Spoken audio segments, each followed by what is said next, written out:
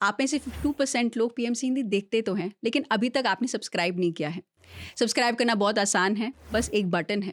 आपके लिए फ्री है, लेकिन हमें बहुत बहुत सपोर्ट मिलती है ताकि हर हफ्ते हम ऐसे वीडियोस आप तक पहुंचा पाए। हर माता पिता चाहते हैं कि उनका बच्चा हमेशा स्वस्थ और खुश रहे, लेकिन क्या हो अगर किसी बच्चे को जन्म से ही गंभीर बीमारियों का सामना करना पड़े? कुछ ऐसा ही हुआ था लक्ष्मी जी के साथ। जन्म से ही उन्हें अस्थमा और साइनस था, जिसकी वजह से वो रातों में सो भी नहीं पाती थी। जिस उम्र में बच्चे खिलौनों से खेलते हैं, उस उम्र में वो इन्हेलर नेबुलाइजर के सहारे अपना जीवन बिताती थीं। डॉक्टर्स, मेडिसिन, पूजा पाठ, माता पिता ने हर संभव प्रयास किया, लेकिन कोई सुधार नहीं आया।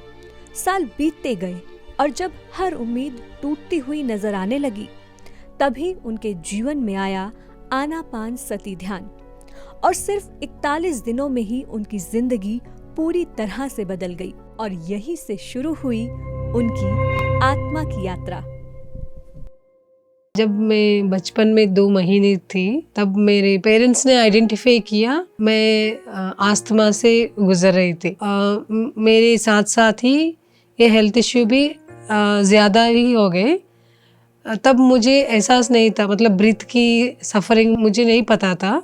लेकिन जब मैं 10 साल थी, 10 साल में मुझे ब्रीथिंग इश्यू मैंने आइडेंटिफाई किया। मतलब तब बाहर दिखने में बहुत अच्छा ही हूँ, लेकिन अंदर सांस के लिए मैं तड़प रही हूँ। तब अपनी माँ से जाकर रो रही हूँ, मुझे सांस नहीं आ रही, सांस पूरे से नहीं आ रही, आधा सांस आ रही।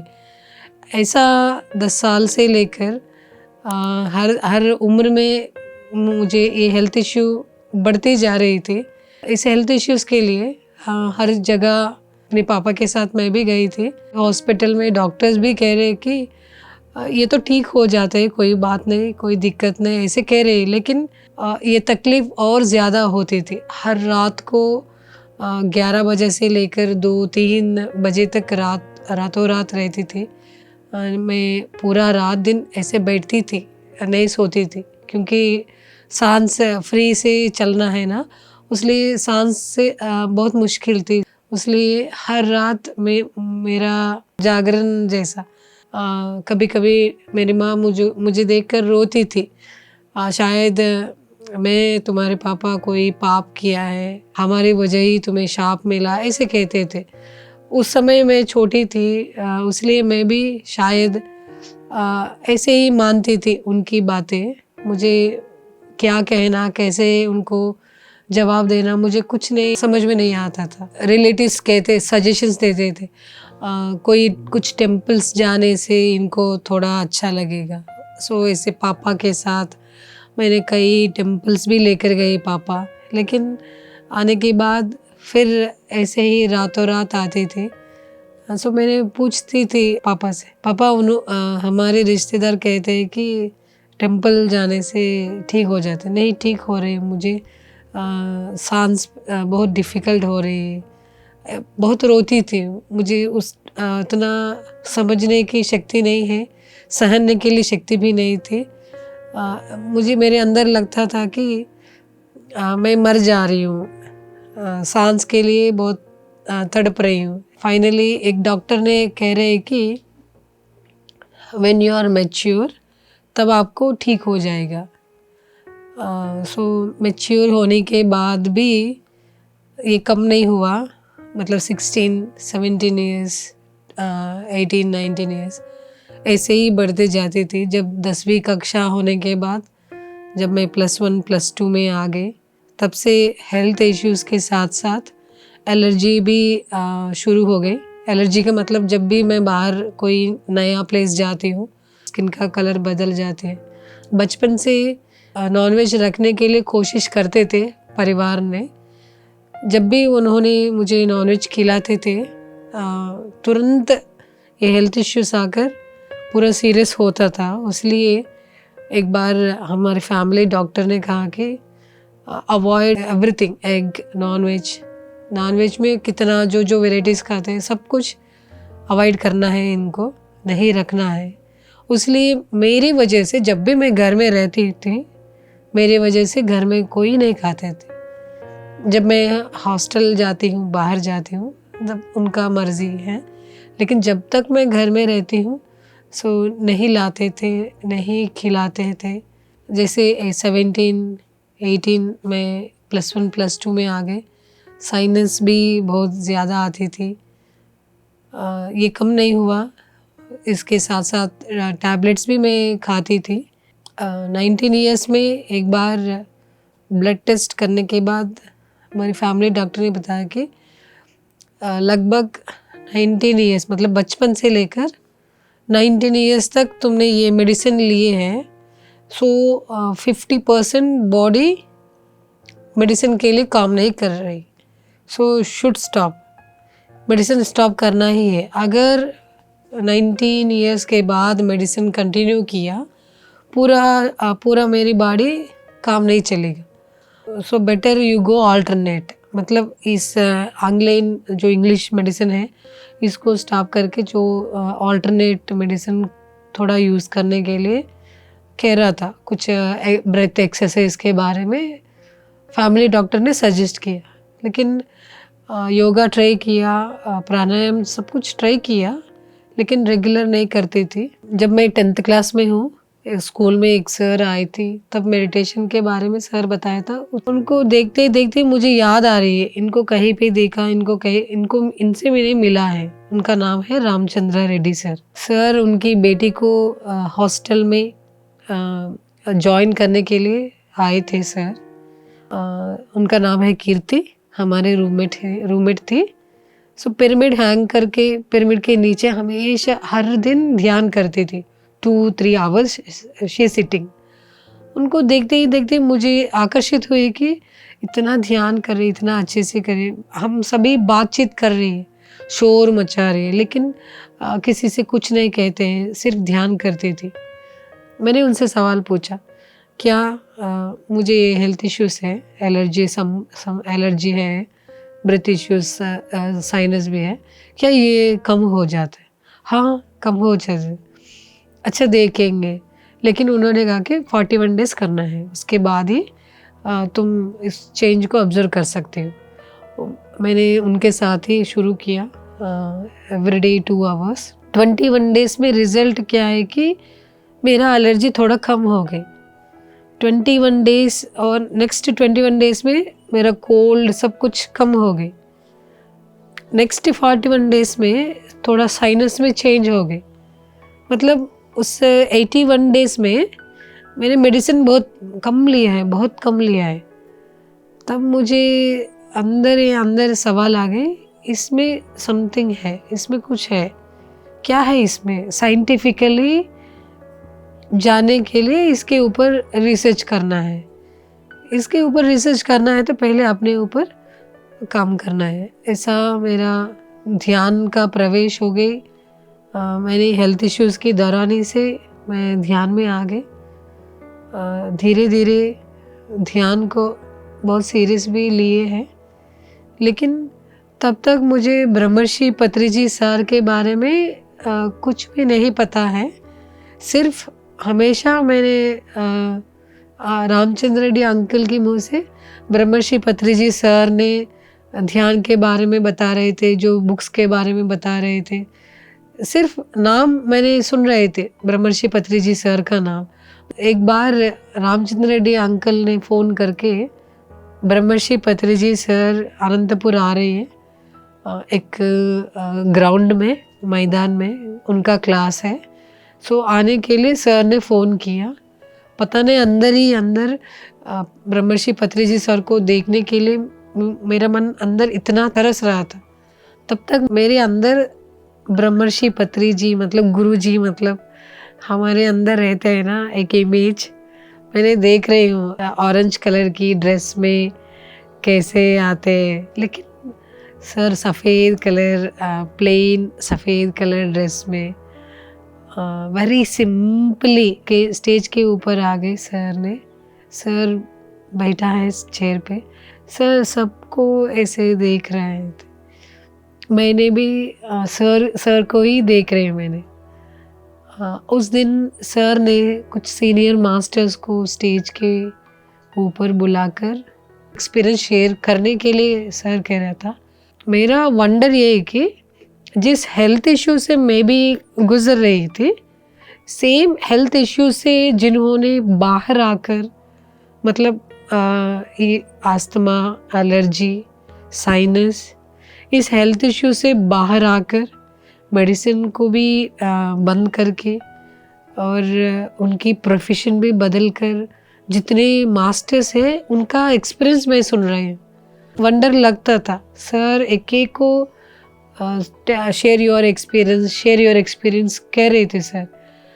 एक्सपीरियंस मेरे अंदर बहुत सवाल आ रहे थे, लेकिन उनका एक्सपीरियंस मुझे आंसर मिल रहे थे। एक सर का उनका एलर्जी कम हो गए, उनके साइनस भी कम हो गए।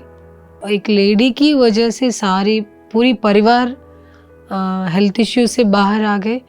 सब कुछ मैं सुन रही हूँ, मेरे अंदर और सवाल आ गए, क्या ध्यान से फियर भी कम हो जाते हैं? क्या ध्यान से कम्युनिकेशन स्किल्स इम्प्रूव कर सकते हैं? ऐसा मेरे अंदर सवाल उठ रहा था। सर ने जिन जिन को जो भी हासिल करना है, जिन जिन जो भी पाना चाहते हैं, सभी अंदर जाना है, आपके सांस के साथ रहना है, तब तुम अचीव कर सकते हो। ऐसा सर ने 2-3 बार कह रहे।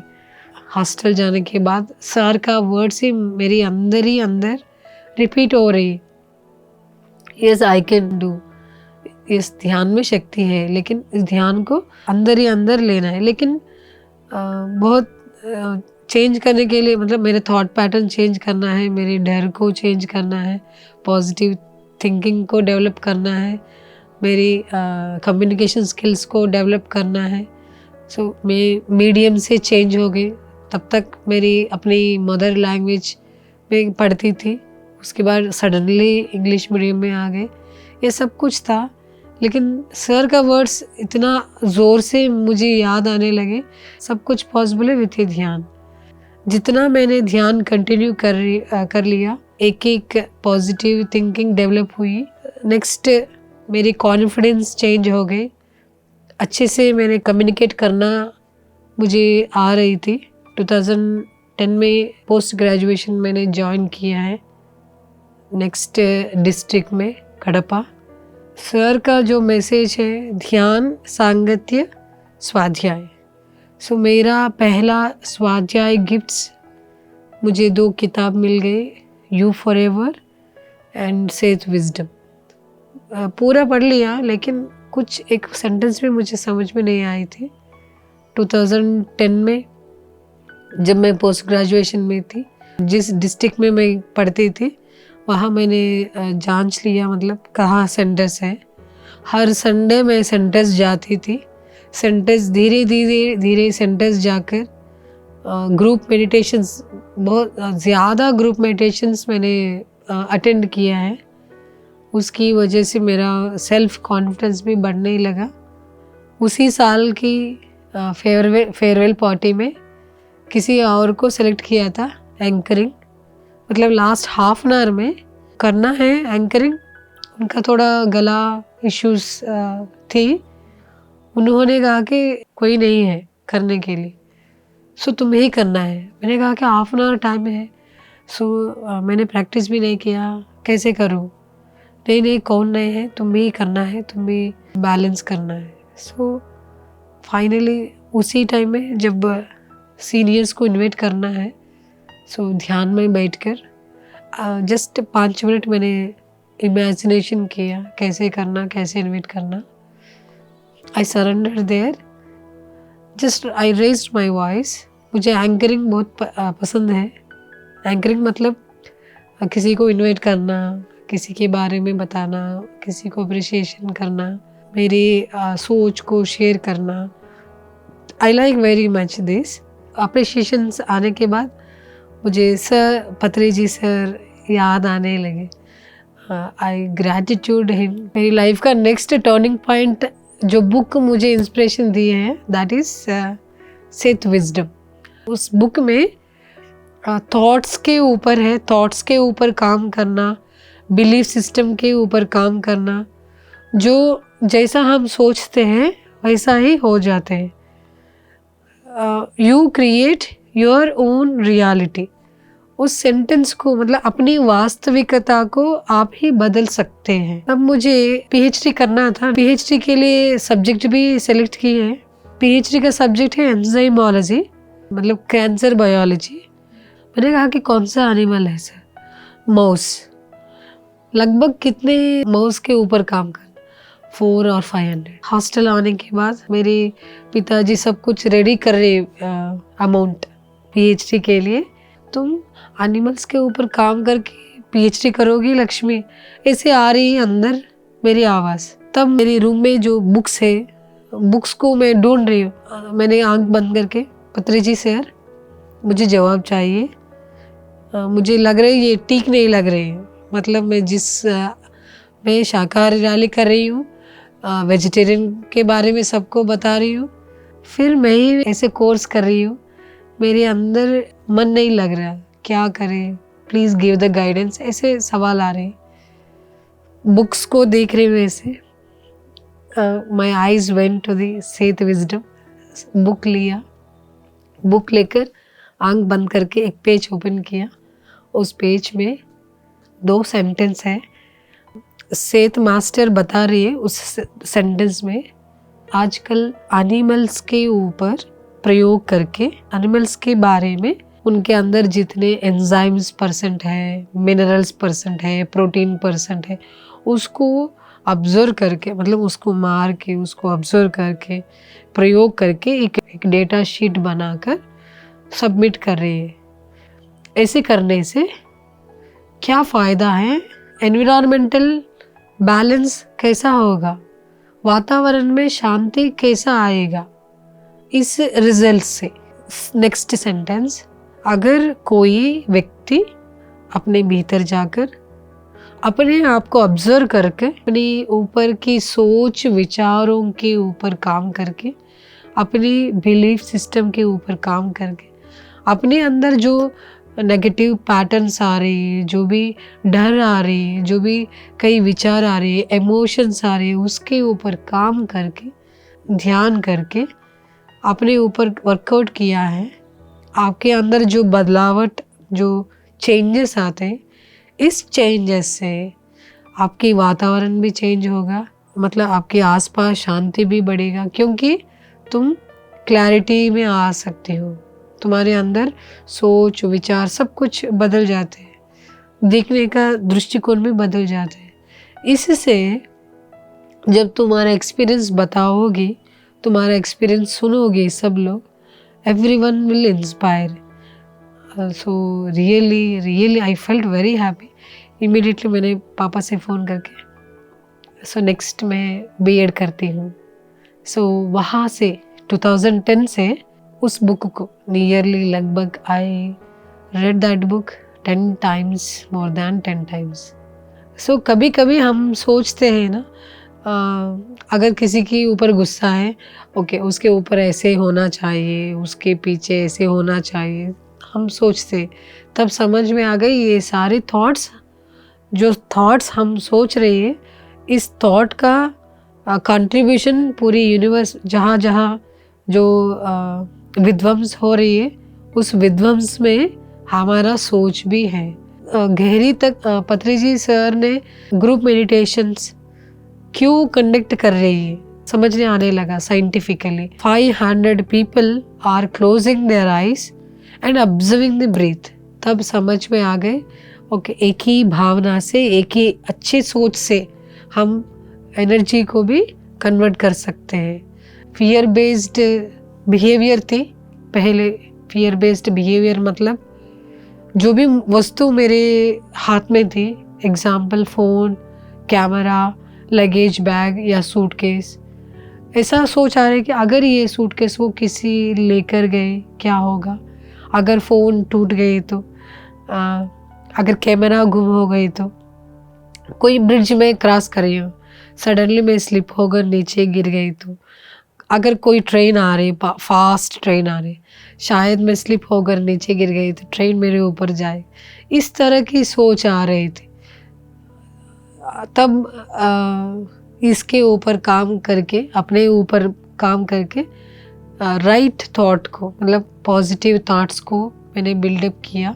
पता नहीं कितना प्रैक्टिस किया है कि अब positive thinking becomes my part of life. तब समझ में आ गए ओके, हमारा सोच बदलने से, हमारा विचारों को बदलने से हमारा मन भी शांत लगेगा। सर का मैसेजेस हर दिन सुनती हूँ, मुझे डिक्शनरी जैसा लगता है सर का वीडियो सुनना। सर का वीडियो कम से कम मैं 10 बार सुनती हूँ। टीचिंग प्रोफेशन में आने के बाद हर विद्यार्थी ध्यान विद्यार्थी बनना है, ये मुझे बहुत पसंद है। सर ऐसा कहता था, हर विद्यार्थी ध्यान विद्यार्थी बनना है, बचपन से ही वो ध्यानी बनना है। तभी मेरे अंदर मैंने ध्यान विद्यार्थी इज़ द माई प्रोजेक्ट, मैंने रिपीट करे अंदर, ध्यान विद्यार्थी इज़ अ माई प्रोजेक्ट। जब मैं बच्चों को मेडिटेशन सिखाती हूँ, I will forget my self, अपने आप को मैं भूल जाती थी, इतना खुश लगती थी बच्चों को ध्यान सिखाते समय। एक संकल्प रख लिया, जिस स्कूल में मैं काम करने गई उस स्कूल में हेडमास्टर जी मेडिटेटर ही थे, इसलिए मुझे बहुत आसानी हो जाता था। सो मैंने बच्चों के साथ मेडिटेशन इतना सीरियस लेकर गई, they never depend upon any other. मैंने उनको ऐसा एहसास दिलाना चाहती थी, क्योंकि मेरी पेरेंट्स को ध्यान नहीं पता है। सो मैंने 2008 मतलब ग्रेजुएशन उस टाइम पे मैंने ध्यान सीख लिया, लेकिन ये बचपन छोटे बच्चे हैं, इसलिए मैंने 1 to 5th and 6th to 10th सो इनको ध्यान सिखाना है, ऐसा सिखाना है ध्यान, हर एक सवाल के लिए ध्यान में ही बैठकर ध्यान में ही उनको मैसेज लेना है। ऐसा मैंने सारे स्कूल्स जिस स्कूल्स में काम करती आई, सो बहुत सीरियसली लेकर गए बच्चों के साथ ध्यान के बारे में और पिरामिड एनर्जी के बारे में बच्चों को अवेयरनेस करना है। सो पहले उनको पिरामिड के बारे में बताया है, इसलिए मैंने पिरामिड कैप को ले आकर मैंने कहा कि ये नियरली 60 रुपीज़ है, लेकिन अगर हमें 60 रुपीज़ चाहिए तो हमें एक हफ्ते टाइम देती हूँ मैं सबके लिए। सो जो पॉकेट मनी देते हैं उसको अपने सेव कीजिएगा। सो सच में रियली सारे स्कूल चिल्ड्रन एक हफ्ते में 100 रुपीज़ 70 रुपीज़ उन्होंने अपनी पॉकेट मनी जमा कर लिया। सो नियरली 3000 पिरामिड्स हमने लेकर आए, सभी अपनी पॉकेट मनी को जमा करके पिरामिड लेकर गए। सो घर जाकर पिरामिड रखकर ध्यान कर रहे थे उनके सारे बच्चे। मेडिटेशन इतना मैंने इसको बहुत सीरियसली लिए मेरी लाइफ में। इसी टाइम में 28-29 माई एज वॉज। सो हर लड़की की लाइफ में शादी की बात आते हैं, मेरे अंदर मैरिज के ऊपर बहुत डर थी अंदर। ये मेरी परिवार में मम्मी पापा भी कहते थे शादी करने के लिए ज़रूरत नहीं। क्यों कह रहे कि क्योंकि बचपन से उन्होंने मैंने हेल्थ इश्यू से जैसे जैसे मैंने कितना पेन से बाहर आ गई, सो इसलिए उनकी कहीं ना कहीं उनके अंदर डर थी, अगर इनको शादी हो गई तो इनको छोड़कर जाएगा, सो तब क्या होगा, उनका डर था। शायद उनकी डर भी मैंने अंदर लिया। शायद 2019 सीतायन बुक रिलीज़ नहीं हुई, पहली बार सुनने के बाद that total Sitayanam is related to my life, तब मुझे रियलाइज़ हो गई जो भी बचपन से जो भी मैं आस्थमा जो कह रही हूँ, this is a gift of my life. मैंने उनको गिफ्ट मान लिया, क्योंकि उसकी वजह से मैंने बचपन से अब तक वेजिटेरियन भी है। मैंने सारे परिवार से भी मैंने आई आस्क्ड मुझे वेजिटेरियन मास्टर से शादी करने के लिए 25 डेज़ के बाद। फर्स्ट टाइम जब उनके साथ पहला बात हुई थी, उनका नाम है सूर्य प्रवीण कुमार जी। उनकी जो बातें हैं सब कुछ वेरी मैच्योर्ड थी, वेरी वेरी मैच्योर्ड थी। सो फाइनली सर के समक्ष में हमारा शादी 2020 अक्टूबर 11 में गुंतकल में पिरामिड में शादी हुई थी। हर एक लाइफ में प्रॉब्लम्स आते रहते हैं, अप्स एंड डाउन्स आते हैं, सो हेल्थ इश्यूज़ भी रहते हैं। ऐसे ही मेरे लाइफ में जो हेल्थ इश्यूज़ थे, डाउट्स भी थे, सेल्फ डाउट्स भी थे, सब कुछ धीरे धीरे क्लियर हो गए। ध्यान को, स्वाध्याय को, सज्जन सांगत्य को हमें नहीं छोड़ना है, अपने ऊपर काम करके और साधन कंटिन्यू करना है। ध्यान के बारे में सभी को हमें बताना है, सभी घर घर तक हम ध्यान को पहुंचाना है।